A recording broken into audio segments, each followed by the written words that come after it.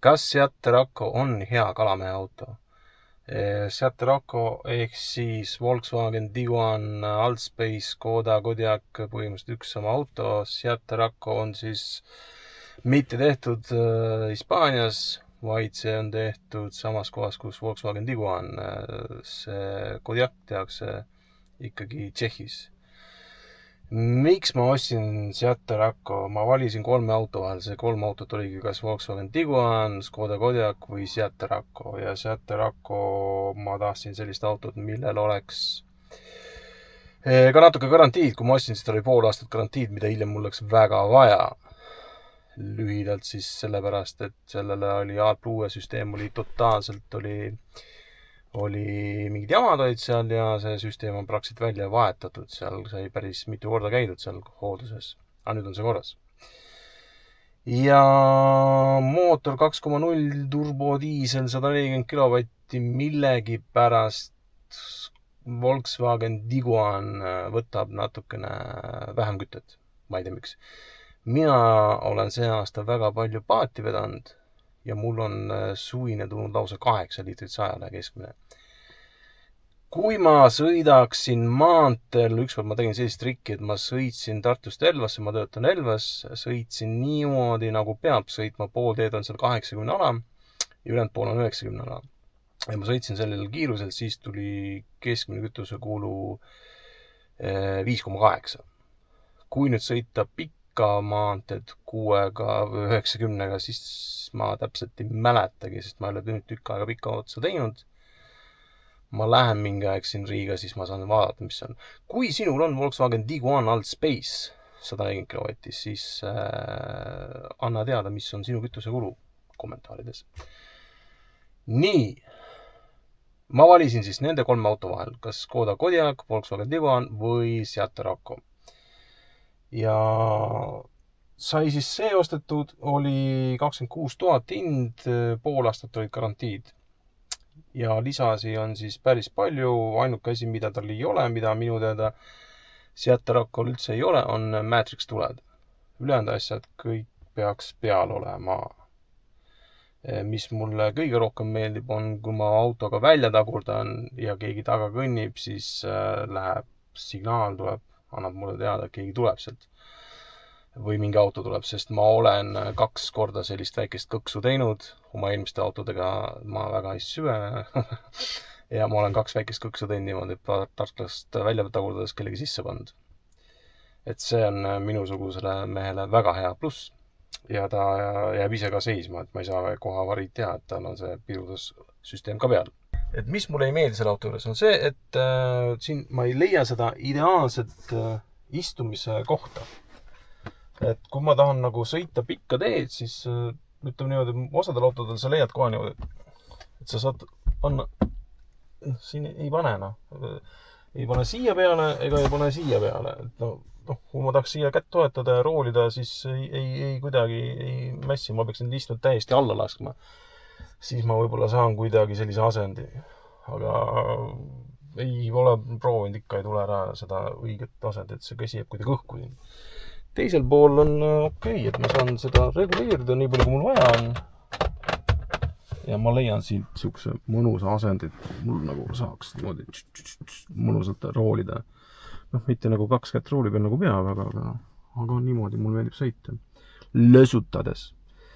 Ja minu jaoks oli kõige suurem tingimus tähtsam see, et kui ma ostan uue auto, et kui ma olen sellises asendis, et ma ei peaks oma istet liigutama, kui keegi taha istub. Ma olen 182 senti pikk ja kaalun üle 110 kilo. Ma ei ole kaalu pealt tükk aega käinud, vist 113. Et kui selline mees siin ees istub ja keegi taha istub, et ma ei peaks istet liikutama. Nüüd ma vaatame, kui palju taga ruumi on. Nii. Iste on nüüd siis minu asendis ja mulle jääb siin veel üle ruumi. Mitte palju, aga jääb. Näiteks, kui ma proovisin ennem auto ostmist istuda ka Volkswagen Tiguan Altspace'i, siis seal mul läks jalg natuke vastu. Interneeduse järgi on Volkswagen Tiguanil see vahe siin 5 senti väiksem, 50 milli.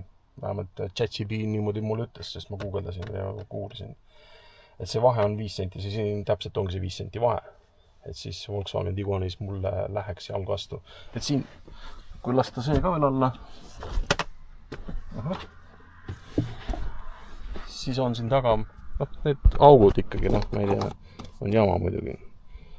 Saab õlut küll hoida, aga tagaistusel, aga ütleme, täitsa okei on siin, ruumipuudust ei ole. Aga kuidas me hindame, milline on hea Kalamehe auto? Eelkõige ikka ruumikuse järgi. Nii, vaatame, kuidas on sellel autol ruumiga. Jalaviipega, mis on tegelikult väga mugav asi, eriti kui poest tuled ja käed on kotti täis, siis paned siin ja tuleb lahti. Nii, mida me proovime siis? Ütleme, et kahva test, kõige tähtsam test. Kas kahv mahub autosse? Kahv mahub autosse ilusti ära. Nii, ütleme, et võtame siin 240 oleva õnge, mis on kokku pandud. Siis 240 õng, niimoodi ta läheb ära siia. Et ei pea istet alla laskma. Nii, õngekott on 1,60 m on see õngekott mul pikk. Kui ma tahan seda siia panna, siis ma pean ikkagi istmed alla laskma, sest ta niimoodi siia ära ei mahu. No kui sinna vastu akent panna ja suruda, sinna nurka, aga seal on mul toon kilet, ma ei taha suruda, et siis nagu ta mahub ka niimoodi ära. Et ma ei ole tahtnud seda kilet seal kriimustada, siis ma lasen istme alla laskme väga lihtne. Ja läheb ära ilusti siia sisse, niimoodi pikku pidi. Kolmekesi käisime Pärnus, 3 kotti, mina ei võtnud kotti, teistel meestel kott, siis kolmekesi saab minna, 4 läheb juba keeruliseks. Lähed latikale, võtad veel ämbri kaasa. Mul on tool siin kotis, aga kui sa tahaksid minna, ma ei tea, täis fiiderdusvarustusega, siis 2, okei. 3 jääb juba väikseks see auto, kui sul on nii palju varustust. Et selles mõttes, et tegu on 4-veolise autoga, et kas 4 vedu on oluline, see on nii ja naa, et minul oli, sõitsin oma paati, vedasin esirattaveoga 4 aastat ja on mingi probleemi, et on ju päris palju kohti, kus on siin Lõuna-Eestis on need betoonslipid olemas, et ei ole 4 vedu olulus, 4 vedu ei olegi nii oluline, võib-olla seal Kärevere silla juurest alla lasta on raske. Aga kuidas mahud talveasjad ära? No vaatame. Nii, talvevarustus. Jääpuur on 125. Ja kelk, Soome kelk nii-öelda, on 130. Käib kokku. Ja läheb. See on esimene kord, kui see siia läheb.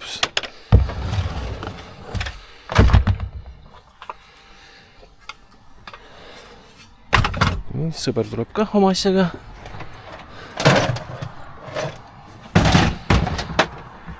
Kummikud ka.